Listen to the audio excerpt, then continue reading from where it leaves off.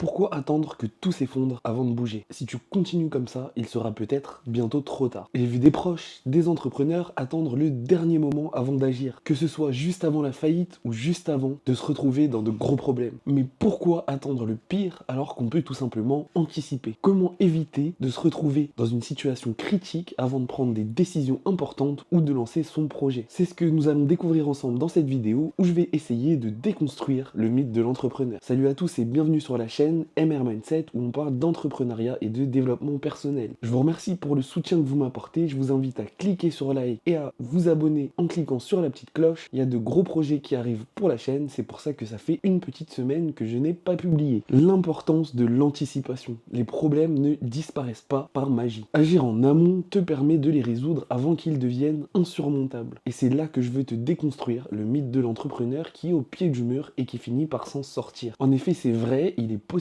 que ça marche et ça a fonctionné pour certaines personnes. Cependant, la plupart d'entre nous, ne sont pas faits pour subir de telles pressions. Il est donc beaucoup mieux d'anticiper les problèmes en amont, de commencer à agir avant d'être dans la pire situation possible. Vous allez vous éviter de nombreuses souffrances. C'est exactement pareil que ceux qui pensent qu'il faut souffrir pour réussir. Vous allez influencer votre subconscient dans la mauvaise direction et passer par des chemins qui auraient été tout à fait évitables. Pour anticiper les problèmes ou pour lancer son projet, il est donc nécessaire d'anticiper les signes avant-coureurs. Apprends à repérer les premiers signes de difficulté, les problèmes potentiels en tant qu'entrepreneur, que ce soit dans le business ou dans la vie. Ainsi, même si tu passes par des périodes de bas, tu ne seras pas dans la pire situation possible, car tu auras anticipé au préalable. Tu dois cultiver la proactivité. Ne remets pas la chose à demain, car en faisant ça, les problèmes s'accumulent. Être proactif, c'est prendre des initiatives avant que les circonstances ne t'y obligent. Inspire-toi des plus grands leaders, entretiens ta motivation et regarde comment ils ont pu traverser les crises. Prenons l'exemple de Jeff Bezos. Dans les années 2000, Amazon était principalement une librairie en ligne. Cependant, Jeff Bezos savait que pour se développer et prospérer à long terme, il devait développer ses activités. Pour cela, il a eu recours à l'anticipation en investissant massivement dans sa structure logistique AWS et dans de nouveaux marchés comme les appareils électroniques. Si tu veux un exemple de produit, on peut parler de Kindle. Cette proactivité, donc cette anticipation, a permis à Amazon de devenir une des entreprises les plus florissantes et prospères du monde avant que la nécessité de diversification devienne critique. Il n'a pas attendu d'être au pied du mur pour agir. Conclusion, n'attends pas d'être au fond du trou. Chaque jour est une opportunité d'agir et de faire avancer tes projets. Dis-moi dans les commentaires quelles décisions tu peux prendre dès aujourd'hui pour éviter les situations critiques et agissons ensemble. Si tu m'as écouté jusqu'à maintenant, je te remercie. Si tu veux aller plus loin, tu retrouveras les liens de mes différents réseaux sociaux et d'une formation gratuite en description. Je te dis à la prochaine.